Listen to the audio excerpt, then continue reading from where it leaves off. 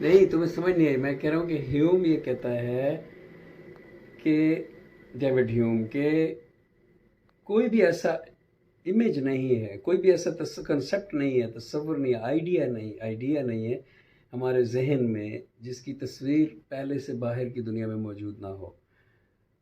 جب اس سے سوال کیا جاتا ہے کہ ایبسٹریکٹ آئیڈیاز بھی تو ہوتے ہیں، جیسے خواب میں ایک ایبسٹریکٹ آئیڈیا ہوتا ہے، وہ دنیا بیرونی دنیا میں نہیں ہے، یونیکارن کا آئیڈیا ہے، 8 سروں والے راون کا آئیڈیا ہے، 8 کے کتنے سروں والے، تو یہ کہ یہ کوئی آئیڈیا ایبسٹریکٹ بھی تو ہو سکتا ہے۔ تو ہیوم یہ جواب دیتا ہے کہ ایبسٹریکٹ آئیڈیاز بھی ان امیجز سے جوڑ کر بنائے جاتے ہیں جو بیرونی دنیا میں ہیں۔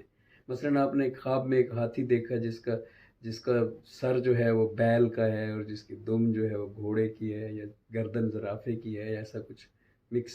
تو سب گردن، بیل، سر، سب کیا ہے؟ یہ سب تو بیرونی دنیا میں موجود چیزیں ہیں نا۔ یہ میں سمجھا رہا تھا تمہیں۔